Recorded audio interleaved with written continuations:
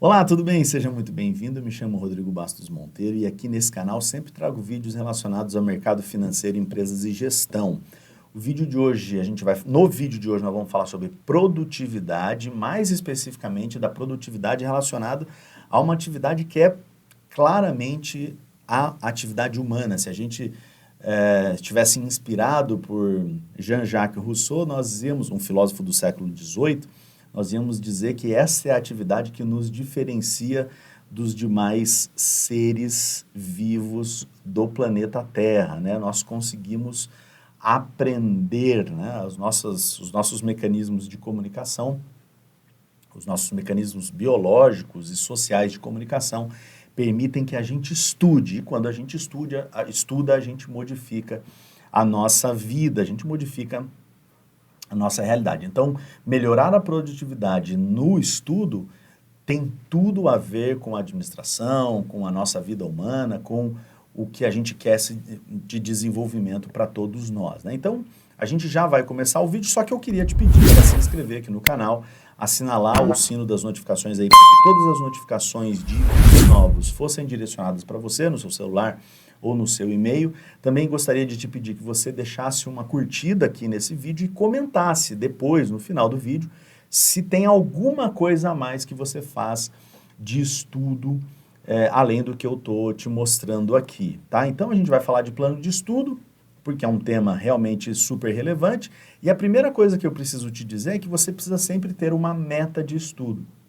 Quando eu digo meta de estudo, eu digo assim, ó, nós precisamos nos engajar, as coisas precisam fazer sentido para nós na hora que a gente vai estudar. E normalmente, quando a gente vai estudar, a gente está falando de uma coisa que a gente não sabe. Se você for estudar uma coisa que você já sabe, é mais desafiador ainda. Mas estudar uma coisa que você não sabe, estudar uma coisa que você sabe é desafiador, porque você precisa se aprofundar ainda mais, né? Se você ficar sempre no mesmo nível e falando das coisas que você sempre já sabe, não tem ganho nenhum. Mas estudar sobre uma coisa que você já sabe mais profundamente também é desafiador, também requer engajamento. Mas não é disso que eu estou pensando. Eu estou pensando que você está estudando coisas que você não sabe. Se você está estudando coisas que você não sabe, você precisa se engajar com aquilo. Aquilo precisa fazer sentido para você. E muitas vezes, para fazer sentido, para a gente se engajar, para a gente se comprometer, você precisa de uma meta, né? De uma meta de estudo. Por que eu estou falando isso, tá? Porque, claro, eu sou um estudante profissional, né? Como professor eu preciso sempre estar estudando, mas também porque eu tenho alunos no EAD, né, de graduação, de cursos, dos cursos da empresa que eu sou sócio, de cursos preparatórios para CPA 10, CPA 20, CEA, enfim, pessoas que sempre estão interessadas com o conhecimento que eu estou entregando para elas e que outras pessoas estão entregando para elas, elas estão interessadas em crescer na sua vida profissional e na sua vida pessoal. Então, o que eu percebo é que quem não tem uma meta claramente desenvolvida, e eu mesmo, quando eu não tinha metas claramente descritas para o meu estudo, isso sempre ficou muito mais difícil. Ficou muito mais difícil engajar se aquela meta não estava super clara na nossa cabeça, né? A meta, ela é alguma coisa que te motiva, né? Você quer chegar num determinado lugar, você estabelece aquilo como meta. E aí você precisa estabelecer uma meta que seja execuível, né? Que você consiga alcançar. Você não pode colocar uma coisa muito difícil, porque aí você pode também abandonar aquele plano e pode não conseguir desenvolver. Se você tem um plano difícil pela frente, digamos, você vai fazer uma tese de doutorado, é melhor que você coloque, né? Você tem isso como um objetivo mais amplo, mas é melhor que você coloque diversas metas no meio do caminho, né, com prazo curto aí de 3, 4, 5 meses no máximo para você conseguir chegar lá no final e alcançar o seu objetivo maior. Então as metas elas têm a função de manter o trabalho acontecendo, né? E aí por isso que eu estou colocando que você precisa de um indicador. Só para ficar mais claro o que eu estou chamando de indicador, digamos que você precisa se deslocar entre a cidade A e a cidade B, 150 quilômetros de distância. E aí você fala assim, eu quero chegar lá daqui 1h30. Tudo bem? Então, digamos que você fala assim, tem 150 quilômetros de distância, eu quero chegar lá daqui 1h30. Então, a gente pode assumir que para rodar 150 quilômetros em 1h30, você vai precisar andar a 100 quilômetros por hora, né? Então, o indicador, o teu odômetro ali, o seu velocímetro, né, vai precisar te informar quantos quilômetros você já percorreu e a que velocidade você está andando para ver se você está conseguindo cumprir a sua meta de chegar em uma cidade que está a 150 quilômetros em 1h30. Da mesma maneira aqui. Então, se você estabelece uma meta, você tem que estabelecer um indicador, que seria o velocímetro e o odômetro, para você conseguir mensurar se você está chegando, se você está num ritmo, se você está numa performance, se a sua produtividade é tal que você vai conseguir chegar naquele resultado que você imagina, né? Tudo bem? Então, a gente sempre precisa de um indicador. E, por fim, claro, você precisa fazer o plano propriamente, como é que você vai fazer, né? Eu já vou te explicar cada um desses pontos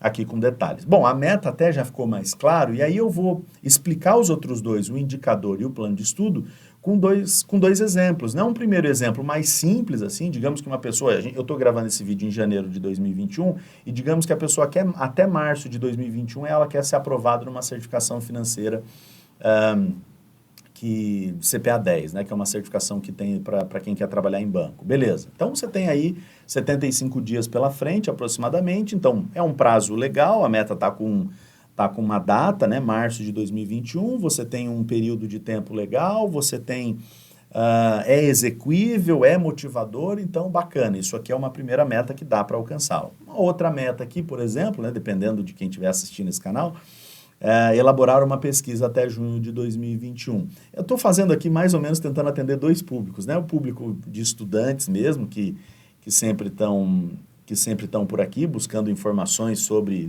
preparatórios, por exemplo, para a CPA 10, e também o público de maneira geral, que está, né, professores que estão aí buscando aperfeiçoamento nas suas carreiras e pessoas de maneira geral. Então, elaborar uma pesquisa até junho de 2021 é possível, né? Claro, não vai publicar, mas elaborar é plenamente possível. Então, para essas duas metas, como é que nós faríamos um indicador, por exemplo? Como que poderiam ser os indicadores? Então, eu vou colocar aqui, ó, estudar 7 horas por semana. Então, CPA 10, né? CPA 10 quero passar em março. Então, de agora até lá, eu vou estudar 7 horas por semana, né? 1 hora por dia, por exemplo. Isso é um indicador de performance. Você pode controlar, né? Se você... o teu diário lá, o quanto que você está estudando, e ver se na semana você cumpriu aquele número de horas que você tinha estabelecido para si mesmo. E para outra meta, se a pessoa tiver na outra meta de elaborar uma pesquisa, escrever 2 páginas por dia, por exemplo, é um indicador, né? Você vai vendo se o teu volume de páginas escritas, se ele está acompanhando aquilo que você estabeleceu como meta para você mesmo. E isso também vai te mantendo motivado, vai te mantendo engajado com aquela tarefa, né? Por fim, como seria um plano, né, de estudo? A gente pode fazer um plano diário, e aí eu vou indicar esse plano diário para quem está lá numa meta, por exemplo, de passar numa certificação. Você vai estabelecer lá, bom, se eu quero 7 horas por semana de estudo, se esse é o meu indicador, né, a minha carga de trabalho aqui precisa ser de pelo menos 1 hora por dia. Então, eu vou estabelecer um horário, vou começar todo dia às 21 horas. E aqui é todo dia mesmo, né? Domingo a domingo, segunda a segunda, enfim, às 21 horas. Vou assistir 30 minutos de aula, vídeos no YouTube, ou se você estiver fazendo um preparatório, né, vou assistir 30 minutos de aula, vou ler 15 minutos depois da aula sobre aquele material que foi explicado ali e vou escrever, né, eu leio sobre aquele material, a aula dada, né, a aula assistida, depois a aula estudada, e depois fazer um resuminho lá do que foi estudado, né? Então, isso aqui é a dica de ouro, digamos assim, né? Você assiste um vídeo, depois você lê um texto sobre aquilo que você assistiu e depois você faz um resumo, né? Você faz ali de cabeça uma lauda, né? Ou escreve alguma coisa sobre aquele tema. Nossa, isso aí vai ficando gravado na sua cabeça. Imagina fazer isso todos os dias, né? Durante 75 dias aqui. Vamos tirar um tempo de segurança, vamos falar 70 dias. Então, você teria plena certeza, absoluta certeza, sem dúvida nenhuma, né? Com certeza absoluta, você passaria na prova. Você vê que, por exemplo, no caso do CPA 10, aqui eu não estou colocando nada de questionário, porque realmente não precisa, né? Com esse tipo de coisa aqui, você não precisa de 0 questionário, né? Certeza absoluta que você vai ser aprovado, né? Depois a gente tem aqui um plano semanal. O que tem no plano semanal, né? Você tem lá de domingo a sábado. Nesse caso aqui eu fiz pensando na meta de elaborar uma pesquisa, né? Você tem Começa às 14, vai 14 inteiro, 15 inteiro, 16 inteiro, né? 3 horas por dia, todos os dias, é plenamente possível de executar esse tipo de plano, né? Então vai lá, leitura da referência 1 no domingo, né? Leitura e escrita de 2 páginas. Leitura, identificação de escalas e 2 páginas. Leitura, selecionar escalas, mais 2 páginas. Leitura, revisar as referências, mais 2 páginas.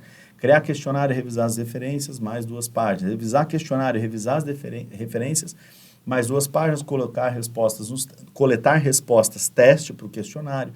Revisar as referências, escrever mais 2 páginas. E isso aqui pode continuar, né? Você pode continuar nesse plano aqui durante um bom tempo, até maio, junho, aí você vai conseguir elaborar pesquisa de altíssimo nível, né? Com boa revisão teórica, com boa coleta de dados, depois tem parte de análise, tem revisão do texto, descrição dos resultados, tem uma série de coisas aqui, mas eu estou dizendo, semanalmente você pode fazer um plano de estudo para chegar num resultado como esse. O que importa aqui no no resumo do nosso vídeo é, estabeleça uma meta de estudo, tenha essa meta, eu preciso alcançar isto, né? Eu preciso chegar neste ponto. Essa meta, ela te dá um caminho, né? Eu estou trabalhando para alcançar isso aqui. Tenha um indicador para a sua meta, né? Isso é bem interessante. E também faça o seu plano, que pode ser diário, que pode ser semanal, às vezes pode ser quinzenal, mensal, mas eu estou sugerindo que seja no mínimo diário e no máximo aí semanal, porque a gente está falando de ciclos de estudo e isso é bem importante. Tudo bem, pessoal? Eu espero que você tenha gostado. Foi um vídeo bem rapidinho aqui. Deixa aqui um comentário se você tem mais alguma dica, né, sobre planos de estudo que você pode agregar aqui para as pessoas que estiverem participando da nossa comunidade, tá bom? Tudo de bom, um grande abraço, a gente se vê. Tchau.